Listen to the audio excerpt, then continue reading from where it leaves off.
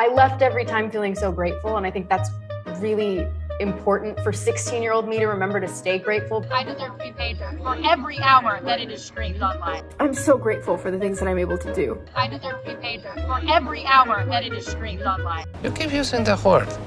I don't think it means what you think it means. And I'm so unbelievably thankful for that. I deserve to be paid for every hour that it is streamed online. I don't know. Just doesn't make any sense to me. Well, there you go, honey. That's a diversity hire. Disney doesn't want your money, and Rachel Zegler just confirmed it.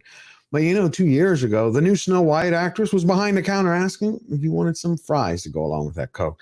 Now the discount diva is giving Hollywood lessons on how to crash a career, sink a movie, or dispose of a smelly mouse. Meet Brie Larson's new spiritual love child. Is that like a personal attack or something? But it gets much worse. Zegler then bashed Snow White before branding the prince a stalker. Yet somehow, she still found time to soak in the spotlight. I sense I've made a mistake. Talk about biting the apple and blaming the tree. The next time someone tells you who they are, it's best to believe them.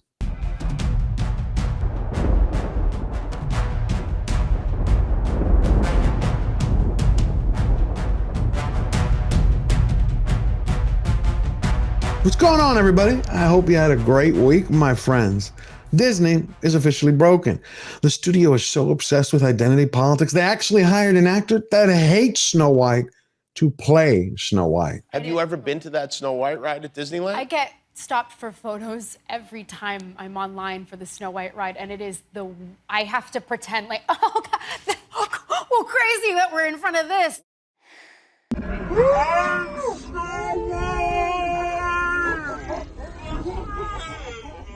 I mean, who would have ever thought that the real villain of a picture was the actress playing the princess? And she was just getting started. See, the showboat surrogate decided to gaslight everyone's memories of the German tale by actually sharing what she thinks of the heroic prince. The original cartoon came out in 1937. There's a big focus on her love story with a guy who literally stalks her. One song, I have but one song. Weird. It's really not about the love story at all, which is really, really wonderful. It's Hollywood, baby. But Snow Woke and the sensitive Seven Dwarves is supposed to debut in 2024, unless it gets canceled like Warner Brothers did to Batgirl. The Warner Brothers. And you're a write-off. If that's not the case, then I wouldn't expect it to be really a film premiere as much as a funeral. Exclusive. Branding experts warn Rachel Zegler backlash could ruin Disney's big-budget Snow White remake and predict executives will be having crisis talks in order to win back fans ahead of the 2024 release.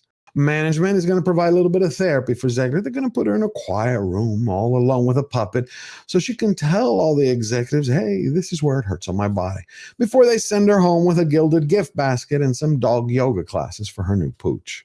Anyone, I mean absolutely anyone, would have been better suited to play the princess with skin as white as snow instead of the Mouse House's lated mascot, who hates the role. I mean, even if the studio had brought along an actor who could simply charge the screen with that youthful energy and that vibrant femininity from the original.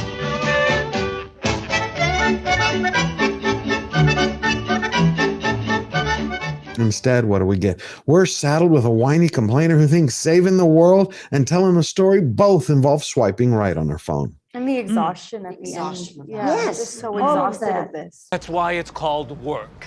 I gotta say, Disney sure does know how to pick them. You're talking about a teenager, literally at the time, who was giving an interview about her first cinematic flop, yet she was talking about how exhausted and tired she was from acting. I mean, you cannot make this stuff up. I left every time feeling so grateful, and I think that's really important for 16-year-old me to remember to stay grateful. Now, if you tie everything together that you heard and seen, you can start to paint a picture of exactly who Zegler is, or at least who she's pretending to be.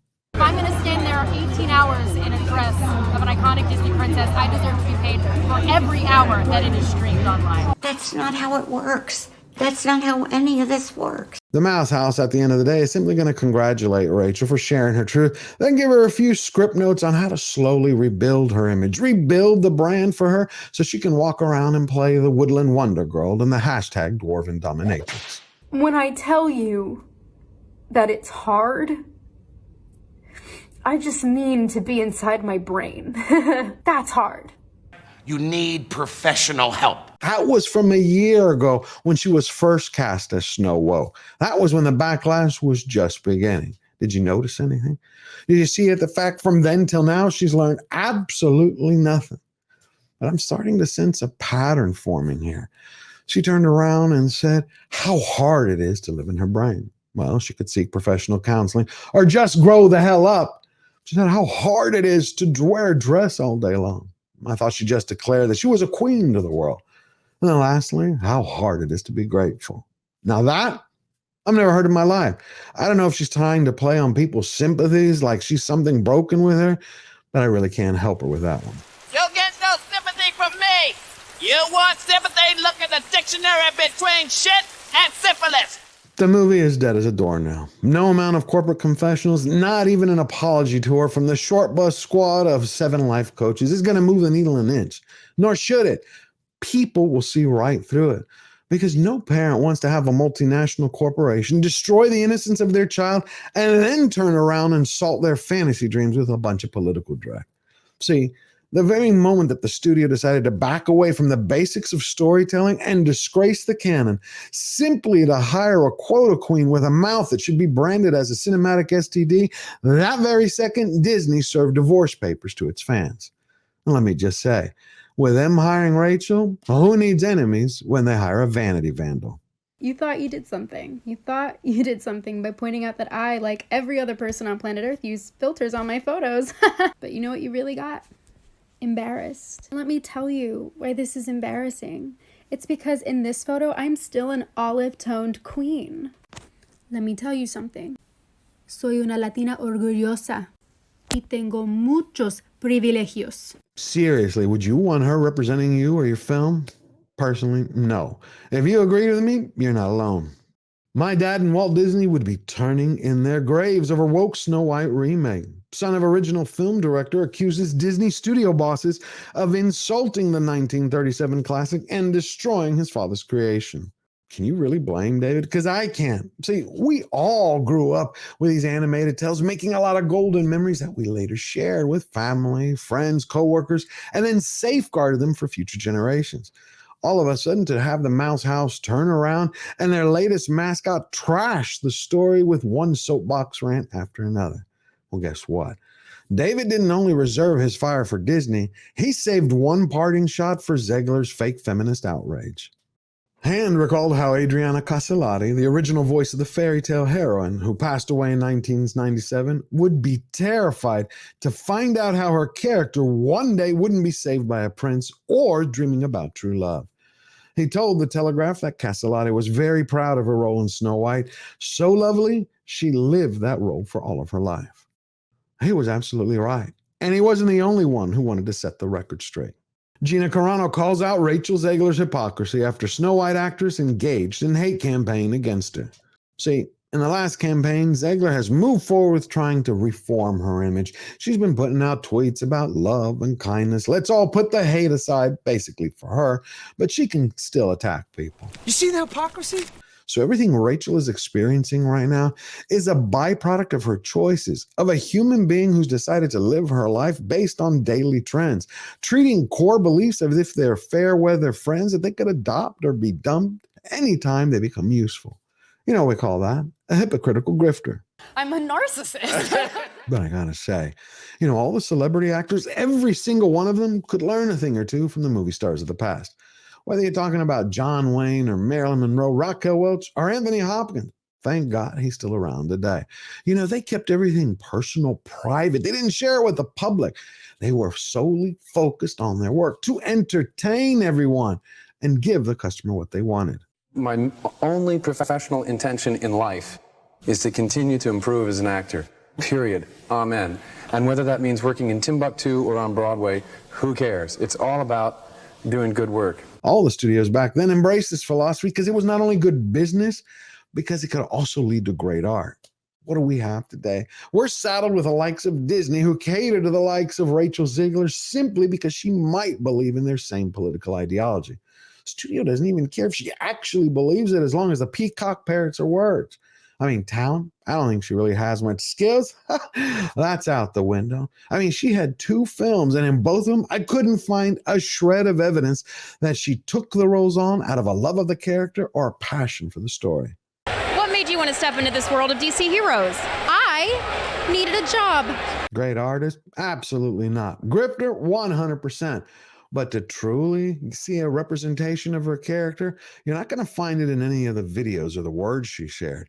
You're going to find it in the deafening total silence that she's displayed when it comes to Disney's exclusion of little people, all in the sake of inclusion. So you're still using the whole Snow White and the Seven Dwarves, but you're taking 6 jobs now away as actors, 6 jobs or 7 as stunt people, 7 jobs as photo doubles, 7 jobs as stand-ins. So what is that, 21 jobs you're taking away because one actor says you're not being progressive? That's exactly what I love to see. 2 fiery women taking the fight to the mouse house, while we get even more confirmation of Zegler simply continuing to talk about herself. But it's hard. And it's lonely. It's very lonely. Miss Brandt? Yes. Get me a violin. Mirror, mirror on the wall, who's the most ungrateful of them all? Please welcome Rachel Zegler. The Tragic Kingdom's latest smart-ass unibrow Oompa Loompa is the current incarnation of everything that's absolutely wrong with the modern entertainment industry. But who is Rachel? In reality, she's just a half-intelligent nobody whose career is no older than the leftovers in the fridge. And the both films that she had were cinematic sinkholes. You're talking about Shazam! Fury of the Gods and West Side Story. And in all that time, did she decide, I'm going to lower my head, I'm going to hone my craft, focus on my skill? No. She didn't even follow in the footsteps of Zachary Levi, who's right now trying to save Tinseltown from itself before it goes bust. Disney is in serious financial trouble. Why? Because character counts above all things. And whatever management or the cast's real motivations are when they make a film, their reasons will always be magnified on the big screen. And if people ever figure out that the studio or Starlight really don't give a damn about a production, buddy boy, you better believe it that they're going to be angry and make sure that it's a box office bomb. But what do we have right now? That's exactly why Disney just shut down Lucasfilm in Singapore. They're preparing to lay off even more employees, and they've only had 1 box office success in a year. 1 win. 2024 is not going to be any different. The golden goose isn't laying any more eggs. Why? Because their character, who did they hire? A publicity pothole who only cares about milking her 15 minutes of fame like she owns a dairy farm. The only difference is what she's selling is spoil. So if you want to see Disney or any other studio change, all you got to do is vote with your heart and your wallet. And then you remember that we never bow down, we never bend the knee. Always forward.